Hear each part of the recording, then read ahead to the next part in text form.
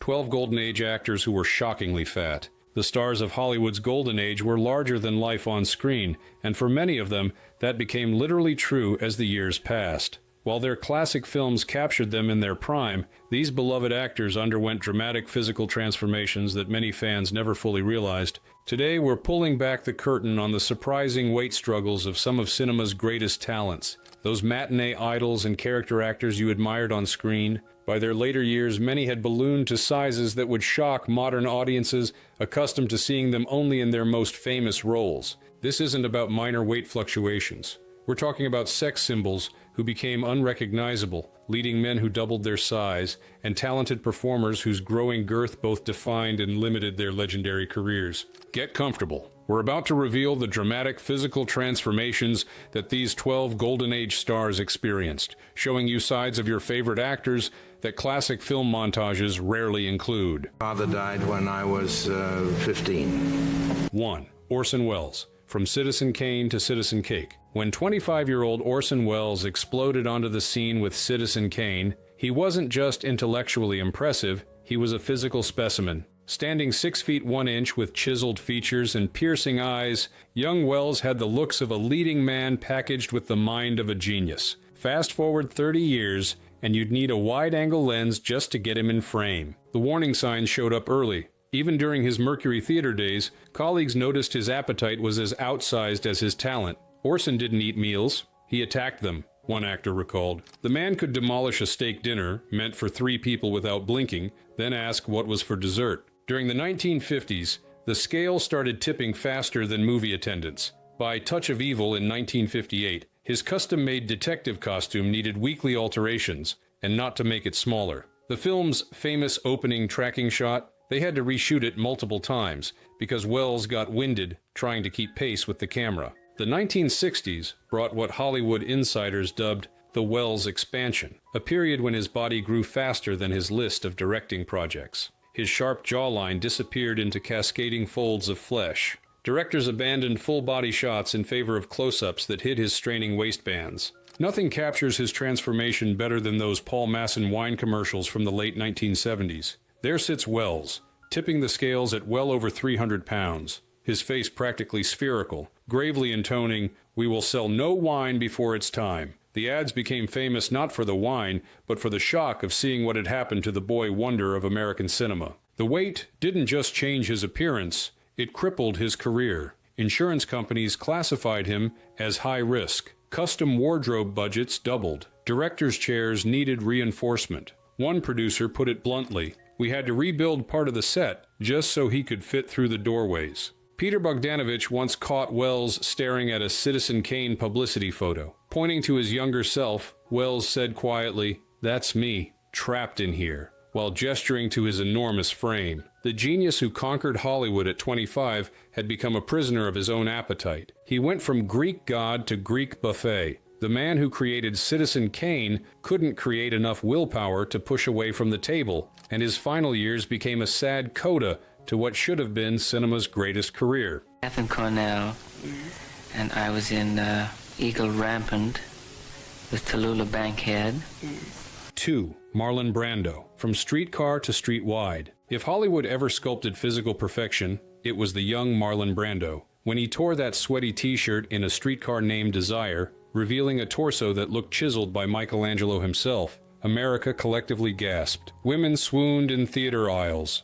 Men secretly added push-ups to their daily routine. This wasn't just another handsome face. This was raw animal magnetism wrapped in human skin. This was a man who looked like he could bench press a Cadillac while reciting Shakespeare. Throughout the 1950s, Brando's physical magnificence remained his calling card. Whether straddling a motorcycle in The Wild One or brooding through On the Waterfront, his powerful build dominated every frame. He wasn't just the best actor of his generation, he was the best-looking one too. Then came the fall, and what a massive fall it was. The first signs appeared during Mutiny on the Bounty, 1962. Crew members noticed his formerly flat stomach now protruded over his waistband. More alarming was his between-takes behavior. He'd consume enormous meals, sometimes eating continuously for hours. Costume designers started building extra room into his wardrobe, secretly letting out seams weekly. By the time The Godfather began shooting in 1971,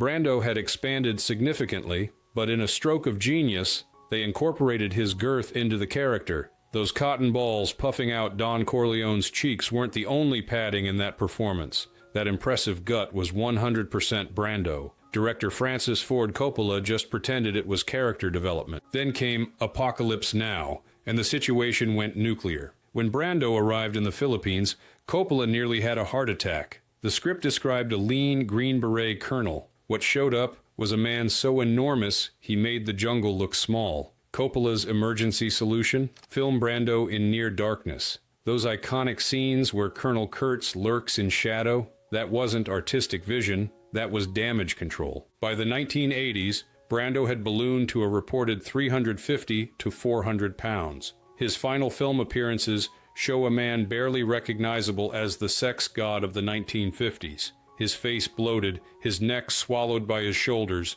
his body straining against clothing that resembled circus tents. The stories from The Island of Dr. Moreau set have become Hollywood legend. Brando allegedly demanded ice cream be available at all times, wore muumuus between takes, and had assistants bring him snacks during filming. Crew members found half-eaten sandwiches hidden in set furniture after scenes. One set piece reportedly had to be rebuilt because the original doorway couldn't accommodate his girth. By the time Coppola considered him for a small role in The Freshman, he jokingly budgeted for one Brando, plus 50% for Brando's mass. The joke wasn't far from the truth. He didn't just devour scenes, he devoured the catering truck. The man once hailed as the definition of masculine beauty spent his final years barely able to walk across a room, breathing heavily from the effort of carrying his own massive frame. Wrong things.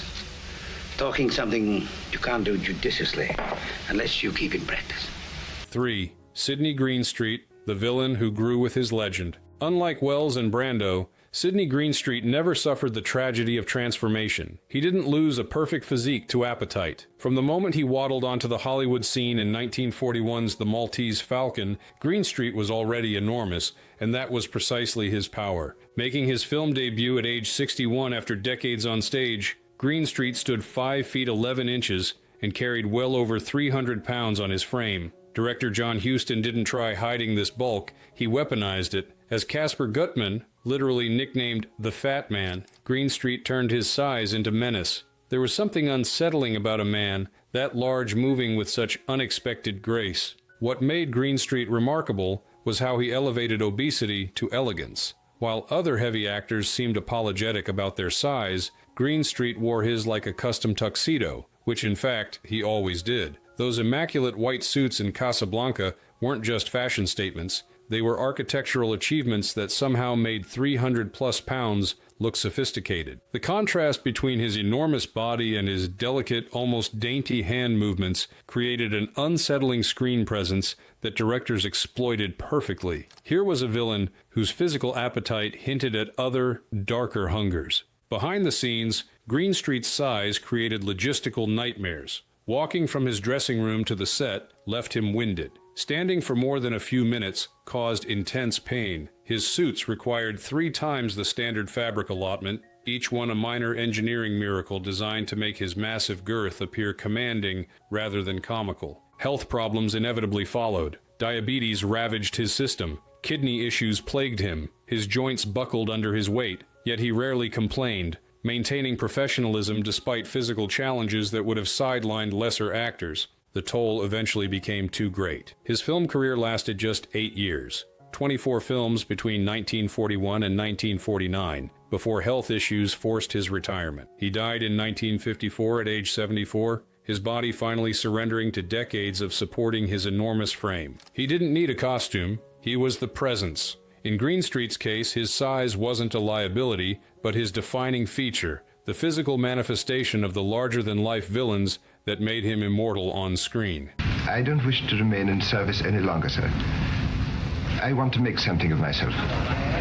I would like to stand on my own 2 feet. 4. Charles Laughton, the genius trapped in fat. Charles Laughton possessed one of cinema's greatest minds and most expressive faces. His performances in The Hunchback of Notre Dame, Witness for the Prosecution, and Mutiny on the Bounty revealed talent that transcended conventional boundaries. Yet throughout his career, one factor consistently limited his opportunities: his substantial weight. Unlike stars who gradually expanded, Lawton struggled with obesity from day one. Standing 5 feet 10 inches, he fluctuated between 230 and 280 pounds throughout his adult life. His round face, prominent double chin, and corpulent body became instantly recognizable to moviegoers, features that directors either had to work around or incorporate into the story. The limitations became apparent early. Despite classical training and extraordinary skill, Lawton was never considered for romantic leads or conventional heroes. Instead, he was channeled into playing grotesques, villains, or eccentrics, characters where his size made dramatic sense. His breakthrough as Henry VIII in The Private Life of Henry VIII, 1933, worked perfectly because the historical king was famously corpulent. Lawton's size became an asset rather than a liability, allowing him to physically embody the gluttonous monarch. His performance won an Academy Award, but further typecast him as the talented fat man. What makes Lawton's story particularly poignant is how aware he was of his limitation. In private, he expressed frustration at watching lesser talents land roles he could never touch simply because they had conventional physiques. "The camera may not add 10 pounds, he once remarked, but the casting director certainly does. He would sometimes crash diet before productions, losing 30 or 40 pounds through sheer willpower, only to regain the weight during filming as stress drove him back to food. This yo-yo pattern damaged his health while never quite changing his casting prospects.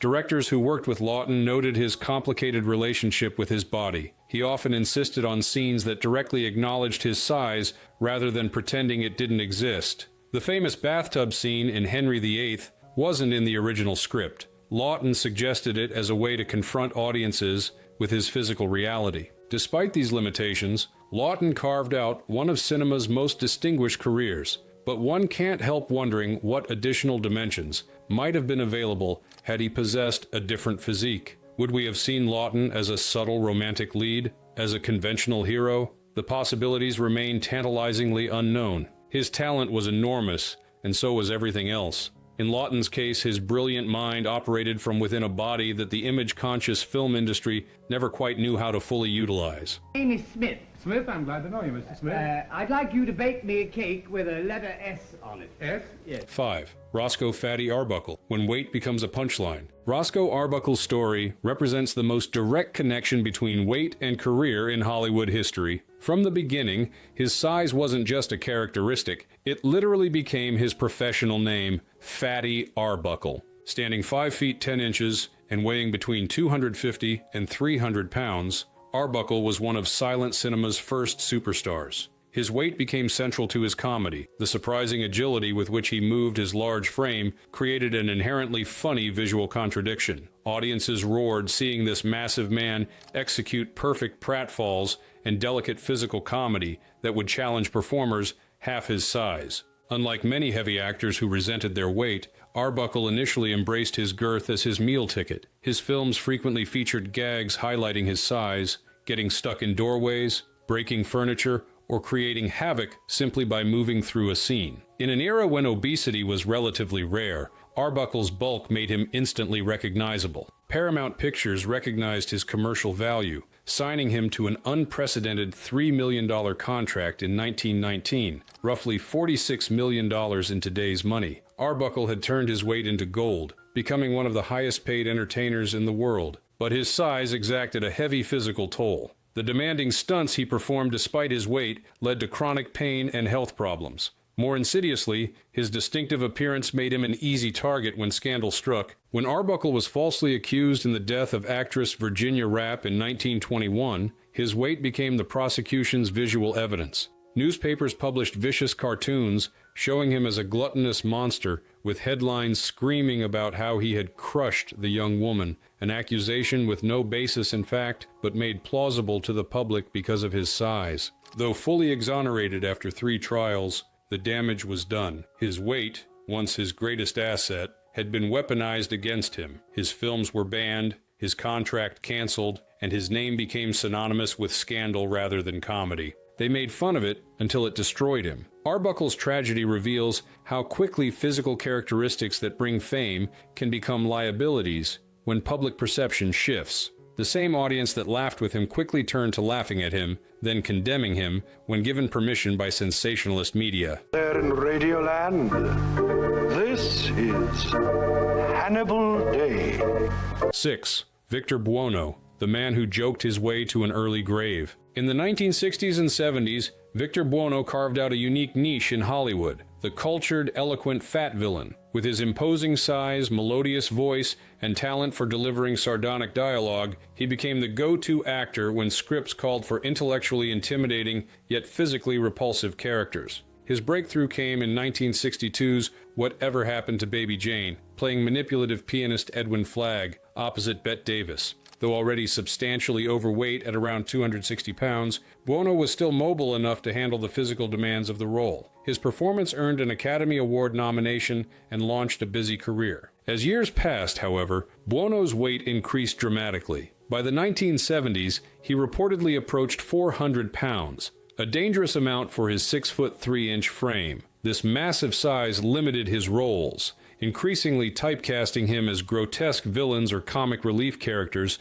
where his weight became a punchline. His role as King Tut in the campy Batman television series exemplified this problem. The character's excessive appetite and corpulent appearance became running gags. Rather than fighting this typecasting, Buono leaned into it, often writing his own comedy routines about being overweight and performing them on variety shows. In interviews, Buono developed a standard repertoire of self-deprecating jokes. "I don't get paid by the pound, but it helps," he'd quip to talk show hosts. Asked about dieting, "I've lost enough weight to create 5 normal-sized people and gained it all back with friends." The jovial public persona masked a complicated private relationship with his body. Friends reported that Buono recognized his weight had created a distinctive professional niche while simultaneously destroying his health. He'd occasionally attempt diets, losing 50 or 60 pounds, before reverting to habitual overeating. Health consequences mounted in the 1970s. Heart problems, breathing difficulties,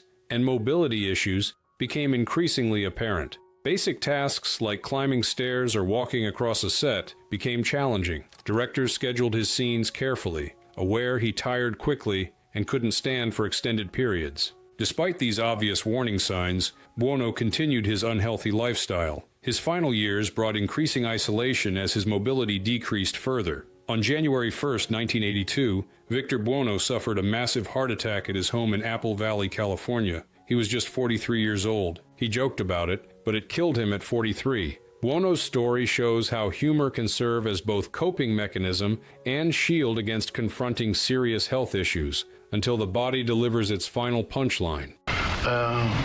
Was I in here last night and did I spend a $20 bill? Yeah. Oh boy, what a load that is off my mind. 7. W.C. Fields, the bloated comedian with a drinking problem. W.C. Fields created a comic persona so perfectly aligned with his physical appearance that separating the man from the character becomes nearly impossible. With his bulbous nose, rotund midsection, and perpetually dyspeptic expression, Fields looked exactly like what he portrayed, a heavy-drinking misanthrope barely containing his irritation with humanity. What audiences didn't realize was how much Fields' distinctive appearance resulted from serious health problems connected to his lifestyle. Fields wasn't simply fat, he was suffering from the compounding effects of alcoholism, poor diet, and zero exercise, creating his characteristic bloated appearance. His drinking was legendary, even by Hollywood's permissive standards. He reportedly consumed up to 2 quarts of gin daily, starting each morning with a martini and rarely going more than an hour without alcohol. This massive consumption caused severe liver damage, resulting in the distended abdomen that became part of his silhouette. The bloating that characterized Fields' appearance wasn't simple fat, it was often edema, the abnormal fluid accumulation caused by liver and kidney dysfunction. His puffy face, swollen hands, and protruding belly were symptoms of serious medical conditions, not just dietary excess. Beyond alcohol, Fields maintained a terrible diet. He avoided vegetables and whole foods, preferring heavy dishes loaded with butter and cream. Between meals, he snacked constantly on candies and sweets, feeding a notorious sweet tooth that contributed to developing diabetes. This combination created a physical appearance that became Fields' trademark, but also hastened his decline. By the 1940s, his health was in serious trouble. His liver was severely damaged, his circulation poor, and he suffered chronic digestive issues that made eating painful. The cruel irony? Fields was trapped by audience expectations. His physical appearance had become integral to his brand. Viewers expected to see the red-nosed, rotund comedian they'd grown to love. Maintaining that appearance meant continuing the very behaviors killing him. During filming of My Little Chickadee in 1940, Fields was so ill he could only work for short periods before needing rest. His bloated appearance, while perfect for the character, represented serious medical distress. Co-star Mae West later remarked that Fields looked like a man who'd already died but hadn't been informed yet. Fields' final years brought increasing health crises as his liver continued failing. Hospital stays became frequent. He developed pneumonia and respiratory problems, exacerbated by his compromised immune system. On Christmas Day, 1946, W.C. Fields died from an alcohol-related gastrointestinal hemorrhage. He was 66 but looked much older. He wasn't just drunk, he was inflamed. Behind the comic persona was a man being destroyed from the inside out, a destruction that audiences mistook for comedy. Now listen, don't start pushing me around. Now, don't get hard. I'm not as soft as I look. Oh, you think so? 8. Edward Arnold, the man who played power because he looked the part. Edward Arnold's career reveals Hollywood typecasting at its most literal. From the 1930s through the 1950s, Arnold appeared in over 150 films, almost exclusively playing wealthy, powerful men, business tycoons, political bosses, and authority figures. This consistent casting wasn't just due to his commanding voice, it directly connected to his substantial physical size. Standing 5 feet 11 inches and weighing over 300 pounds throughout most of his career, Arnold possessed a physical presence that instantly communicated authority and excess. His broad shoulders, substantial girth, and imposing stature created immediate visual shorthand for the characters he typically portrayed, men who consumed more than their fair share of the world's resources and power. Directors recognized that Arnold's size created instant characterization before he spoke a single line. When cast as corrupt businessmen in Meet John Doe or Mr. Smith Goes to Washington, his physical abundance became a visual metaphor for greed. In visual storytelling, this physical typecasting proved remarkably effective. What's fascinating about Arnold's case is how his weight became inseparable from his professional identity. Unlike actors who struggled against weight-based typecasting, Arnold leaned into it completely. He wasn't being cast despite his weight, he was being cast because of it. This typecasting offered practical advantages. While leading men maintained strict diets and exercise regimens, Arnold faced no such pressures. His weight wasn't just accepted, it was required for the roles he played. This freedom from the scale's tyranny might seem enviable, but it came with significant health costs. By the late 1940s, Arnold was experiencing serious weight-related health issues. Heart problems, high blood pressure, and breathing difficulties became increasingly apparent. Walking even short distances became challenging, and he often required rest periods between scenes. The saddest aspect of Arnold's situation was how completely his physical appearance defined his career opportunities. Despite considerable acting range, he rarely received opportunities outside his established type. The few times he played against type, in more sympathetic or nuanced roles, critics seemed surprised that the fat villain could deliver sensitive performances. Arnold died in 1956 at age 66 from cerebral hemorrhage, likely connected to long-term hypertension caused by his weight. His career had been successful by any standard: consistent work, good pay, memorable roles, but also severely limited by the physical characteristics that had made that success possible. He was the go-to for greedy because he looked the part. In Arnold's case, his size wasn't just a physical attribute, but the defining feature of a career built on playing men whose appetites for food, money, and power exceeded all reasonable bounds. He said that I was back in good shape, so there's no reason to curtail anybody. 9. Jackie Gleason, the great one's great size. Though Jackie Gleason straddled the line between Hollywood's golden age and television, his weight struggles exemplify the complex relationship between size and stardom that defined many careers from this era. When Gleason first gained national attention in the early 1950s with The Honeymooners, he was already substantially overweight, standing 5 feet 10 inches and weighing approximately 240 pounds. But as his fame increased, so did his waistline. By the mid-1950s, at the height of the show's popularity, Gleason had ballooned to nearly 330 pounds. What made Gleason unique was how completely he integrated his size into his persona. His character Ralph Cramden was defined not just by his blue-collar job and quick temper, but by his substantial girth. The comedy often derived from the contrast between Ralph's physical hugeness and his cramped apartment,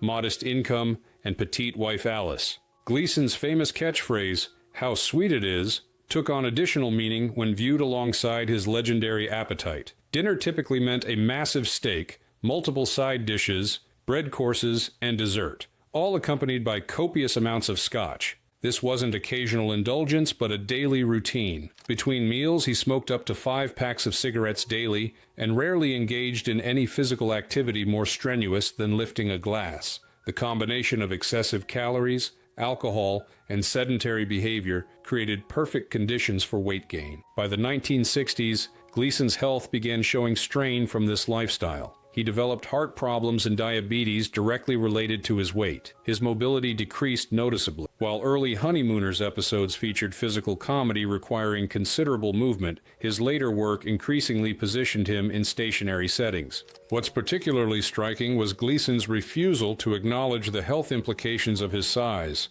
When doctors warned about his lifestyle dangers, he famously responded, "I'll go when I'm good and ready." This defiance characterized his approach. He refused to diet or modify his eating habits in any meaningful way. The toll became increasingly visible in the 1970s. His breathing grew labored during simple conversations. He developed a wheezing quality that hadn't existed in his younger years. Walking any distance became visibly challenging, yet he maintained his public image as the jovial big man living life on his own terms. Reality eventually caught up with Gleason's bravado. In 1986, he was diagnosed with terminal colon cancer, a condition possibly connected to decades of poor diet. He died on June 24, 1987, at age 71, having survived longer than many medical professionals predicted given his weight and lifestyle, but still shortened by his excesses. He played big because he lived big. Gleason's story shows how completely a performer can embrace physical characteristics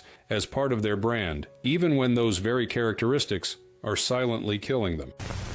I'd give him what I gave Baker. Don't I? 10. Laird Cregar, the tragic crash diet that killed a rising star. Perhaps the most heartbreaking weight-related Hollywood story belongs to Laird Cregar, a tremendously talented actor whose desperate attempt to transform his body cost him his life at just 28 years old. When Cregar first arrived in Hollywood in the early 1940s, he was already a big man, standing 6 feet 3 inches and weighing over 300 pounds. Despite his youth, he was immediately typecast as villains and mature character roles due to his size and distinctive deep voice. Films like Blood and Sand and This Gun for Hire showcased his ability to project menace and authority beyond his years. His breakthrough came with The Lodger, 1944, a performance demonstrating remarkable range and intensity. Critics took notice, and suddenly Cregar seemed poised for major stardom. There was just one problem: his weight. Studio executives made it clear that while Cregar's talent was undeniable, his enormous size limited available roles. If he wanted to become a true leading man, with all the fame and fortune that entailed, he needed to dramatically transform his body. Driven by ambition and insecurity, Cregar embarked on one of the most extreme crash diets in Hollywood history. In less than a year, he lost over 100 pounds through a combination of near starvation, amphetamines, and exhaustive exercise. The transformation was dramatic. Publicity photos show a gaunt, almost unrecognizable version of the formerly robust actor. The crash diet achieved its intended purpose. Cregar was cast in his first true leading man role in Hangover Square, 1945, playing a tortured composer. On screen, he appeared dramatically different. His once round face now angular and hollow, his frame almost slender in tailored costumes. But the methods used proved catastrophic. The extreme stress on his body, particularly his heart, created a medical crisis. Just 2 weeks after completing Hangover Square, Cregar suffered a heart attack following a stomach operation related to his weight loss. He died shortly thereafter, never seeing the release of the film meant to launch his new career. The cruel postscript to this tragedy? Hangover Square received excellent reviews, with critics specifically praising Cregar's performance and appearance. The transformation that killed him would likely have achieved exactly what he hoped, transitioning to more prestigious roles. He tried to get thin for Hollywood, and it killed him. Kriegar's story represents the dark extreme of an industry that prizes appearance above all else, sometimes with fatal consequences. Will you take your clammy hand off my chair?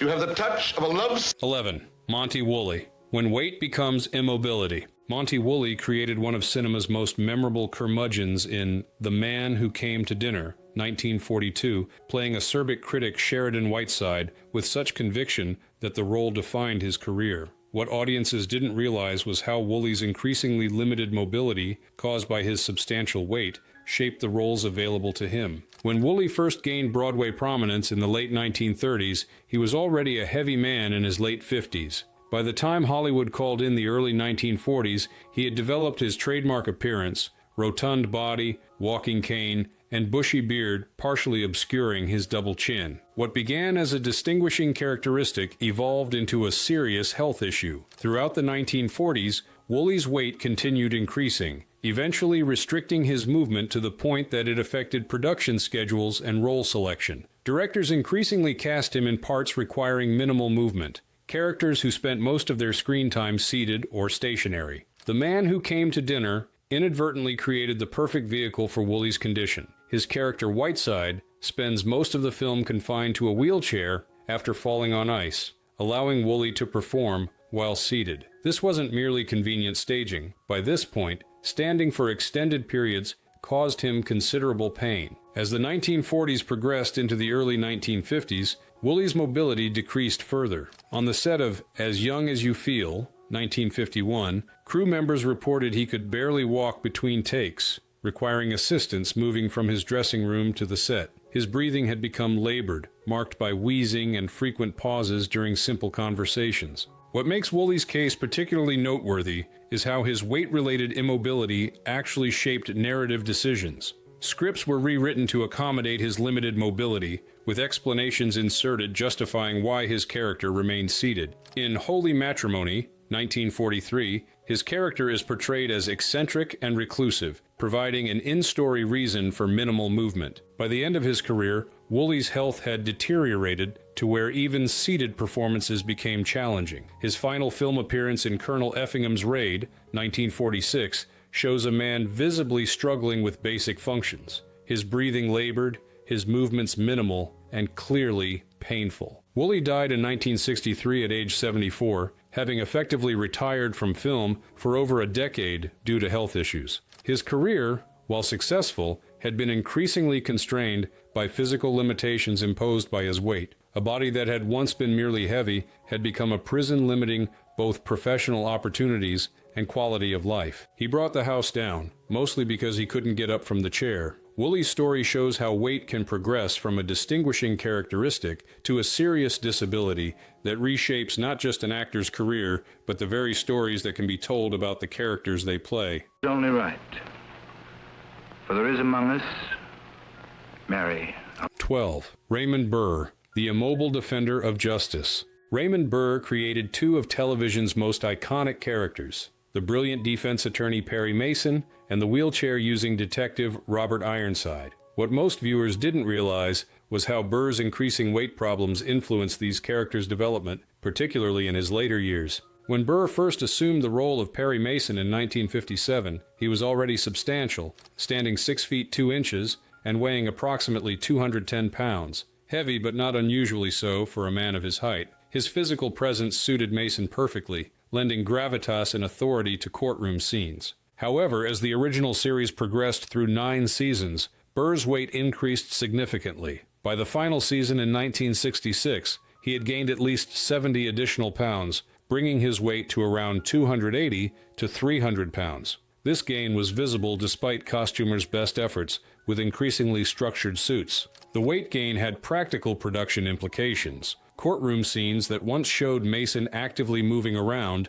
now increasingly positioned him behind tables or seated at the defense bench. The character's physical dynamism decreased noticeably in later seasons, with fewer instances of Mason rushing to solve cases personally. When Burr returned in Ironside in 1967, the character's wheelchair conveniently addressed his mobility issues. Playing a detective paralyzed by a sniper's bullet allowed Burr to perform while seated, minimizing the strain of carrying his substantial weight. What makes Burr's case particularly interesting is how his weight continued increasing even after these accommodations. By the mid-1970s, near the end of Ironside, Burr reportedly approached 350 pounds, dangerous even for someone of his substantial height and naturally large frame. This continuing weight gain created additional production challenges. Episodes had to be structured to minimize Burr's movement, not just because of his character's disability, but because of the actor's limited mobility. Scenes were rewritten to bring information to Ironside, rather than having him travel to obtain it, a narrative choice driven by practical necessity,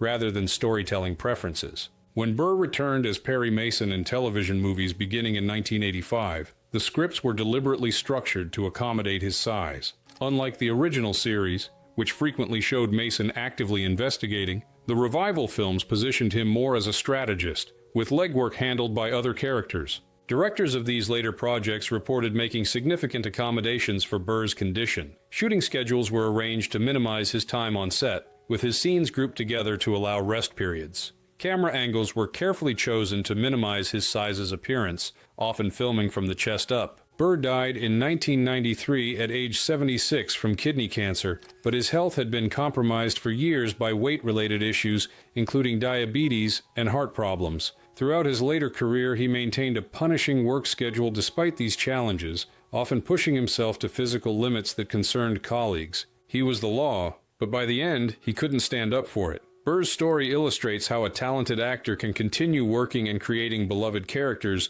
while struggling with serious weight-related health issues, but only through increasingly elaborate accommodations that reshape the nature of the stories being told.